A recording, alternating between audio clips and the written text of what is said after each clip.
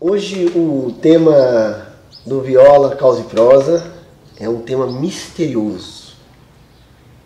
É o lobisomem. E a gente vai contar aqui com a participação, com a prosa gostosa da narradora de história, atriz e pesquisadora da tradição oral, Rúbia Constantini.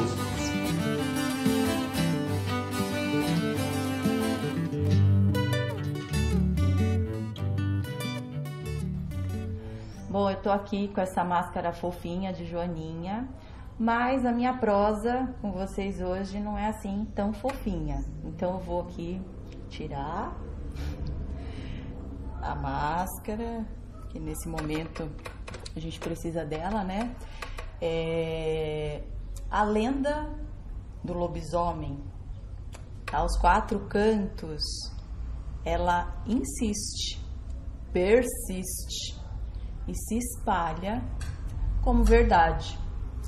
E para eu descobrir isso, foi um longo caminho.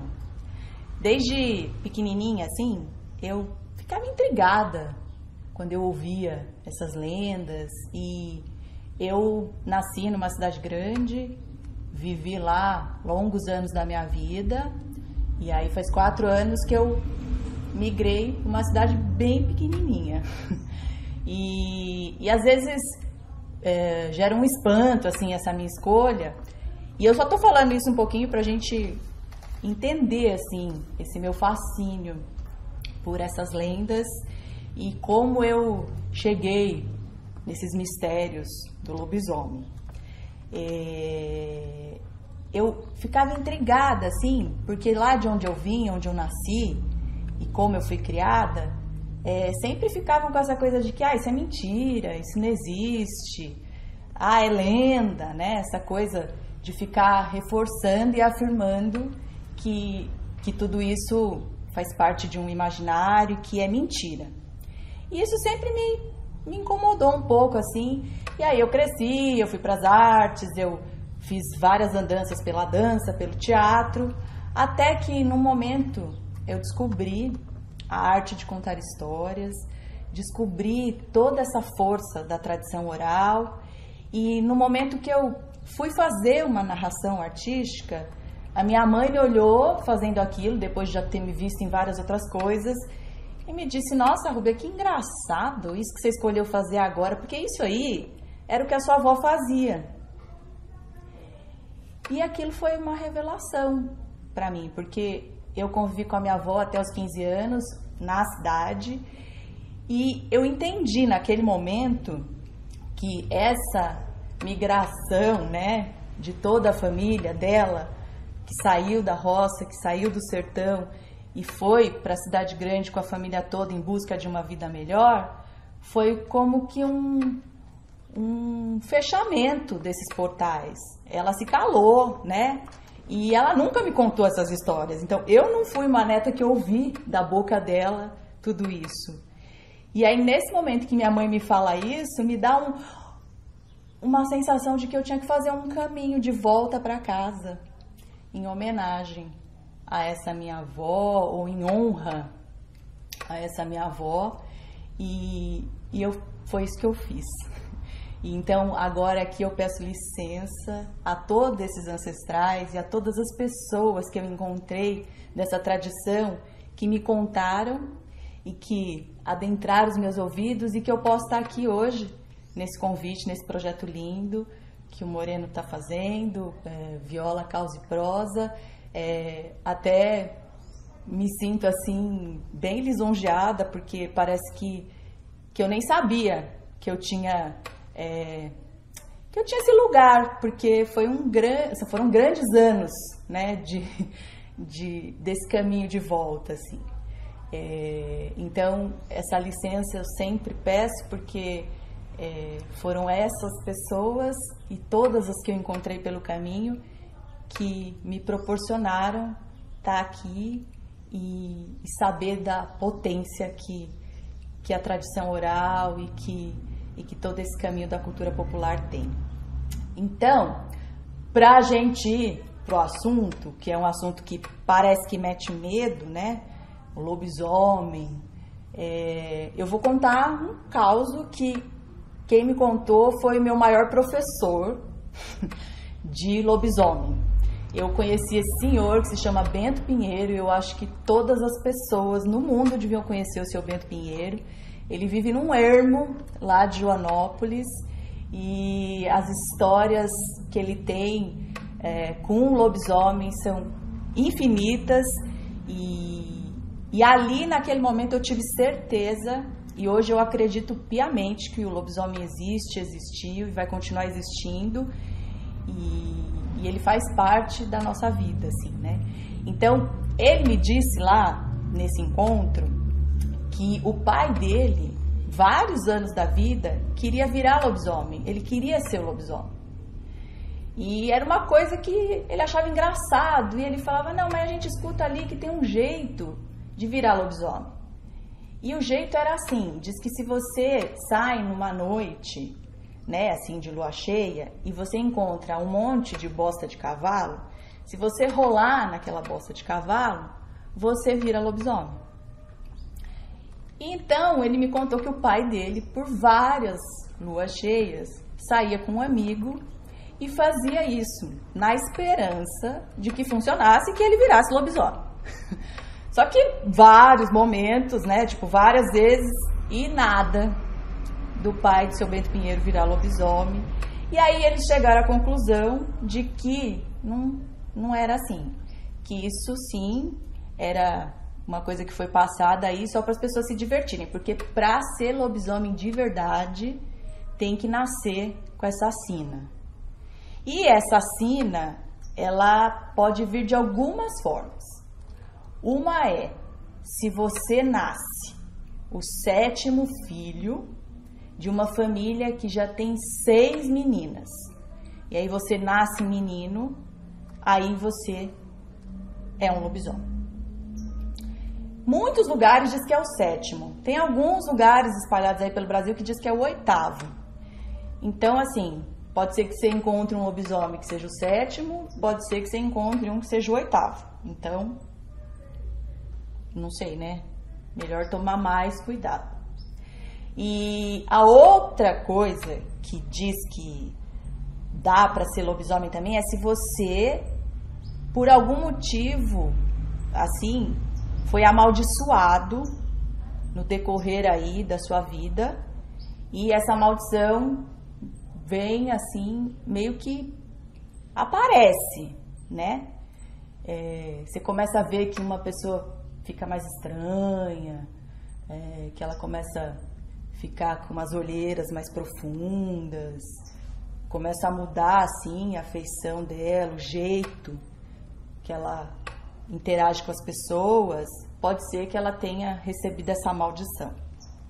O outro jeito também que dizem, aí depois eu escutei muitas outras pessoas, né, eu fui me interessando, assim, de entender de verdade como que isso chega, né, como que isso afeta a vida das pessoas e tal, e foi indo assim, aí tipo, um outro jeito de você, que você pode virar lobisomem, é que se você cruzar na noite de lua cheia um lobisomem que está aí na estrada, numa encruzilhada, você vai querer arrumar uma briga, uma confusão com ele, e aí ele briga com você, e aí ele te faz um machucado, o sangue dele entra em você, aí não tem jeito, você vai passar a ser lobisomem também. Porque eu achava que não. Eu achava que o lobisomem era mau e que atacava todo mundo o tempo inteiro. Mas aí eu descobri que não é assim. Ele, se você deixar ele quieto, que ele tá nas andanças dele, uivando pelas ruas desertas, naquele nevoeiro, ele não vai fazer nada pra você. Você cruzou com ele, passou quieto, né? Reto, não vai acontecer nada. Ele vai continuar o caminho dele lá até passar aquela transformação toda. Agora, o que é perigoso mesmo é recém-nascido, criança pequena que não foi batizada. Isso dizem que esse sangue dessa criança atrai muito o lobisomem, assim, porque o que acontece é que também falam muito, né, e parece que é confirmado que o lobisomem, a pessoa que é lobisomem, ela é anêmica, assim, ela tem uma falta de sangue. E aí por isso que ela, nessas transformações, ela busca esse sangue. E aí o sangue da criança que não é batizada, ela parece que tem um cheiro diferente e o nariz lá do lobisomem fareja e vem querer pegar aquela criança. Então, criança que ainda não foi batizada, noite de lua cheia, se tem um lugar aí próximo que você escuta que tem algum lobisomem, melhor proteger, ficar bem fechadinho, não sair pra rua, não deixar aberto, pra se prevenir, né? E galinheiro, né, também, o sangue da galinha, assim, eles gostam bastante também, que é um alimento que faz bem. E muitos dizem até que eles preferem, porque parece que essa ânsia de querer matar as pessoas humanas não é tão verdade, assim. É mais, eu acho que é um bicho que mete medo mesmo, assim, porque as pessoas que me falam que já viram e que encontraram com lobisomem, esse Bento Pinheiro fala muito disso, assim, ele tem várias histórias, diz que, tipo, é um cachorrão, assim, e que assusta, porque ele até fala que tem uma coisa que mistura, assim, cachorro com meio bode, e fica aquela coisa alta, assim, e aí dá aquele susto, aquele medo, né? Então, por isso que fica todo esse pavor, né? Assim, até meu coração dispara aqui quando eu tô falando disso, porque dá medo mesmo, assusta a gente, né? Essa história toda. E eu não sei se eu cruzasse um na minha frente, assim, se eu ia ter tanta calma de passar por ele sem ter nenhuma reação, né? Eu acho que ia ficar bem difícil. E aí tem uma coisa que também eu fui descobrindo nessas minhas conversas, nesses meus encontros com as pessoas, que se você quiser saber mesmo se a pessoa que você desconfia é lobisomem, sem ter que ver ela transformada, né, ou ir atrás do perigo, tem uma coisa que é muito fácil de observar, que diz que o cotovelo da pessoa, ele fica grosso, né? Vai criando assim tipo um calejamento mesmo, porque quando ele se transforma, ele vai, né, andando ali de quatro, né? E aqui fica uma marca. Então, até tem uma brincadeira, assim, quando olha alguém com o cotovelo muito grosso, fala assim, você é lobisomem, não quer contar pra gente, né? Então é um jeito, se você quiser observar aí, se é lobisomem ou não, dá pra olhar o cotovelo, assim, também. E aí, né, tem todas as histórias que eu fui escutando, e o que mais me encantou em tudo isso é porque essas pessoas que eu fui conversando, agora imagina lá o que eu falei pra vocês lá no início, né, de onde eu venho, a trajetória que eu fiz. Essas pessoas, elas falam, assim, é verdade aquilo que elas estão vivendo. É muito, assim, próprio aquilo, assim, não dá pra você duvidar daquilo. O seu Bento Pinheiro, por exemplo, ele fala que o que mais incomoda ele na vida é quando alguém chama ele de mentiroso.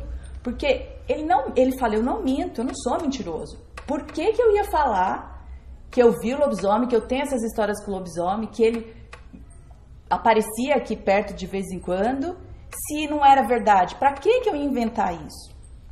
E essa verdade dele, e depois de outras pessoas que eu fui encontrando, é o que mais me encantou, assim. E por conta disso, eu hoje posso afirmar, assim, que eu realmente acredito que é real e que existe, e que nesses ermos e nesse barulho das matas e da pouca iluminação, isso faz parte da nossa vida, e que toda essa construção dessas grandes cidades com essa luz que afasta, né, essas crenças ou essas precisões da gente, assim, e trazem outras, né? Eu não sei se elas são tão tão verdadeiras assim, né? Eu acho que tem verdades aí em todos os lugares e tem força nas histórias de todos os cantos desse mundão aí, né? Não só do Brasil, mas isso vem de muito, muito, muito antes do Brasil ser descoberto e já, né, foram sendo trazidos para cá. Consta aí dessas transformações, dessa coisa de homem que vira animal e animal se misturando com os homens em várias culturas e nos lugares que não tem o lobo são outros animais. Então essa nossa relação, né, essa ligação do bicho com o humano, ela faz parte aí da nossa existência e aí eu deixo aí em aberto para vocês que tragam muitas histórias, se acredita, se não acredita, se viu, se não viu, o que pensa sobre isso, para a gente deixar sempre esse assunto vivo, porque uma coisa que eu percebi em todo esse trabalho, já são aí 15 anos de busca aí dessas histórias, é que o lobisomem, ele é assim uma paixão nacional mesmo, vou dizer bem desse jeito, porque quando a gente falou de outras lendas ou quando a gente conta histórias de outras lendas, tem também um fascínio, as pessoas gostam e tal, mas o lobisomem, as pessoas procuram, as pessoas vão lá e assistem. O vídeo que a gente fez para registrar a existência desse Seu Bento Pinheiro, que é maravilhoso, assim, ele é o vídeo que faz mais sucesso, assim. Depois eu fui vendo que tudo que você põe o nome do lobisomem, ou que você põe o assunto lobisomem, tipo, muita gente quer ver, muita gente procura. Tem alguma coisa aí que mexe com a gente, essa história que, acho que do nosso medo, do nosso susto, do que apavora, do que não apavora, né?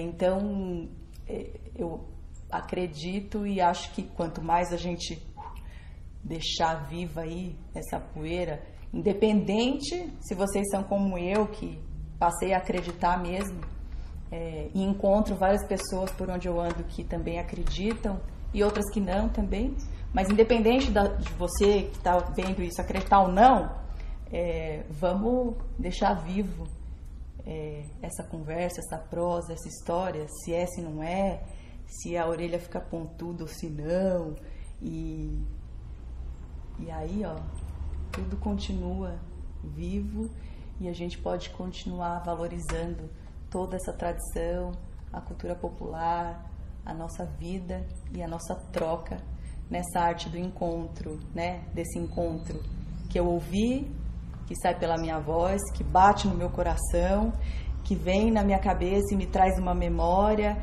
e que me leva lá para uma história e depois, ó, é circular, né, ó.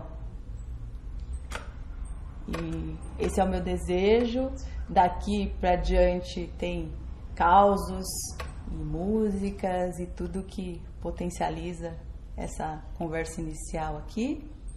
E até um próximo encontro com muito mais das nossas ancestralidades.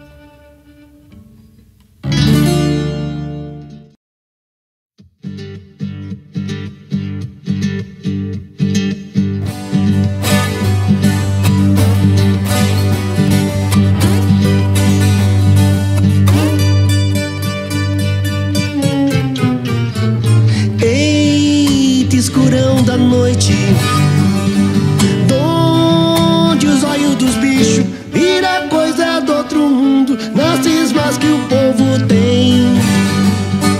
Pio de passarinho é assobio de saci, no meio da mata virgem caipora se encontra ali.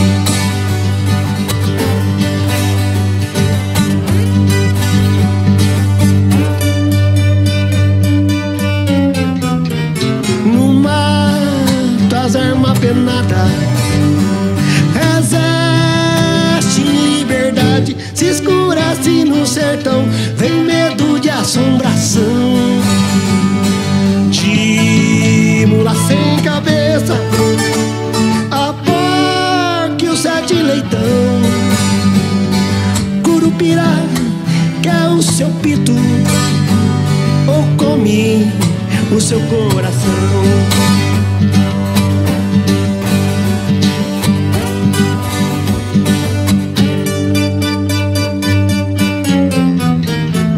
Medo do escuro penso, creio não tenho não, muita gente se perdeu na própria imaginação.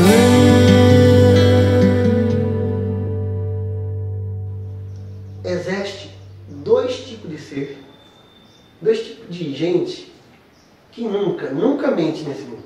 Um é o pescador e o outro é o violeiro.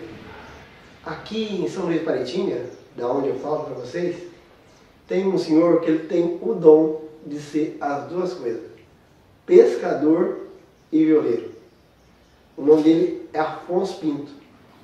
O seu Afonso, ele é mestre de folia de reis, ele é mestre de catira, é contador de causos, declamador. Ele até fez filme com o Mazzaropi, é um personagem.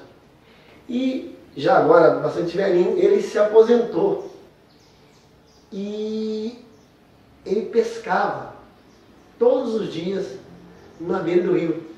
Todo dia estava lá o seu Afonso com a varinha dele, pescando tranquilamente ali na beira do rio. E um dia eu passo, cumprimento ele, ô seu Afonso, ô Moreno. Aí eu dou uma volta aqui na cidade, que é bem pequenininha, e volto de novo ali na beira do rio. E ele tá bravo, mas tá bravo, pisando em cima da vara, quebrando a vara, jogando no chão. Eu cheguei ao seu Afonso, o que aconteceu? Que o senhor tá assim, tá bravo, né? Ó menino, eu tô com raiva, mas é por causa de ontem. Falei, nossa, mas o que aconteceu ontem, seu Afonso, que deixou o senhor assim com tanta raiva?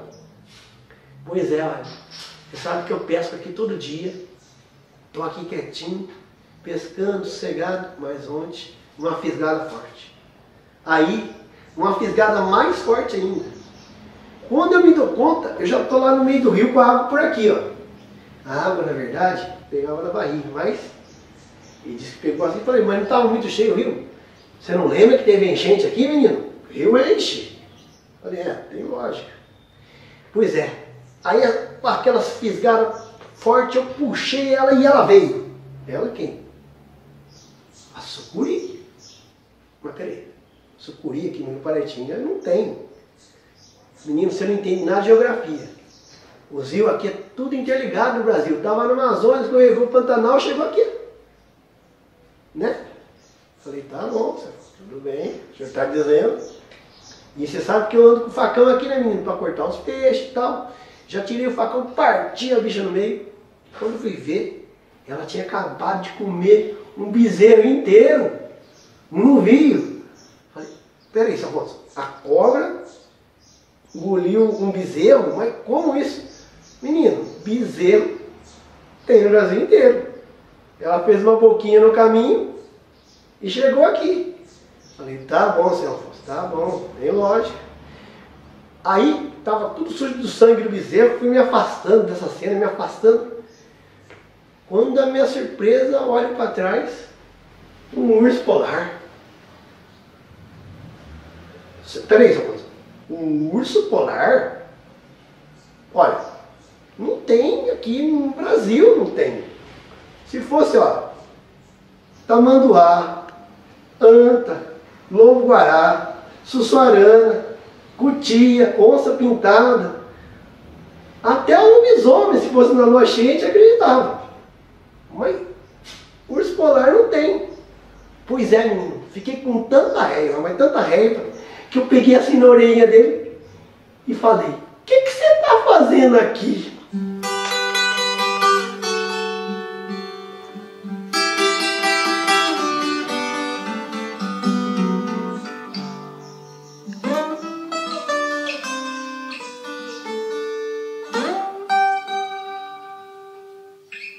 Eu tô aqui para contar um caos para vocês. No tempo que morava na fazenda e costumava montar o Formoso, o meu alazão predileto, e sair cavalgando nu e pelo no cavalo nas noites enluaradas.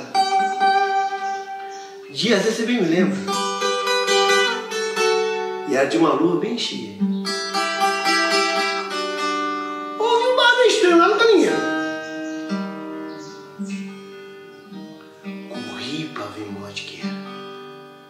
Era o danado gambá. Tava acabando com os ovos, com as galinhas, com os pintinhos. Quase que não sobra pra eu fazer feirinha. Catei espantado danado. Show. E continuei meu passeio. E como eu dizia a vocês, era nu e em pelo no cavalo. Já era tarde da noite. Pra lá da meia, se não me engano. Fui lembrar num diacho de um dito do meu avô, que dizia que bicho de pelo no galinheiro, em noite de lua cheia, tinha uma significância. Era lobisomem no pedaço. Fui então por tudo quanto é canto da fazenda, pra ver se meu avô estava certo ou já velho tá caducando. Fui no arrozar, no bananá, no canaviar, no milharar, mas foi na horta que eu dei de cara com o danado, que os olhos do bicho esbugueavam fogo, e ele soltou o uivo.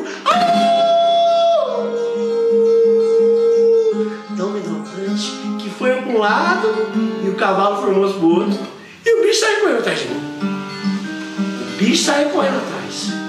Primeira morte que vi, a despisteira danada. Primeira árvore que vi, era um abacateiro harto, deu um trabalho lascado, mas trepei na cima. Lá de cima, quebrei um galho da árvore, fiquei na espreita quietinho. Lá de cima fiquei eu na observância e vi o bicho lá embaixo, ó, minha fareja. Tremia de medo, e o bicho cada vez mais ali, ó, me afarejando. Suava frio, os cabelos arrepiavam, e o bicho cada vez mais na trilha ali, ó, me afarejando. Então eu rezei. Rezei para Santa Nova, São Judas Tadeu, Maria Santíssima, Santa Virgem, aquela das causas do princípio, São Gonçalo, que protege os violeiros, Francisco de Assis, meu predileto, Santo Antônio, São Benedito, São Luís de Tonosa, Jesus Cristo não podia faltar, né? O Divino Espírito Santo, e pra Santa Clara, Santa Rita, Santa Hildegarda, Krishna, Buda, Oxalá, Nazor do meio do vale, ó, tudo quanto é espécie santo, gente. Mas não teve jeito, o bicho me achou. E tentava subir em cima da árvore, batia o pau na cabeça dele, tentava subir, batia mais forte. Tentava subir, batia, tentava subir, batia, tentava subir, batia de novo. Tentava subir, batia, tentava subir, batia. Aí foi batendo cansaço, uma leseira. Ai, que soneira danada. E era do sono assim, tipo, contagioso, sabe por quê? Vocês lembram aquela Santa Ana que eu rezei? Que não foi pouca. Olha, acho que eles se contaminaram tudo com meu sono e foram tudo dormir. Porque quando eu acordei com o bicho grudado no meu carcominho. Grudado no meu pescoço. E eu grudei no pescoço dele, ele grudava no meu, eu grudei no dele, ele grudava no meu, eu grudei no dele, ele grudava no meu, eu grudei no dele, ele grudava no meu, eu grudei no dele. Quando de repente surgiu o primeiro raio do sol. E o bicho foi pra mim com uma cara de bilinguida. E foi assim se transformando na minha frente. Até quando fui ver a minha surpresa, era o primo Justino, lá de Joanópolis. Veio fazer visita aqui em São Luís Paitinga, na fazenda, e acabou virando bicho no caminho. Hoje ele mora aqui com a gente, rapaz simpático, moço novo, toca viola e canta com uma beleza.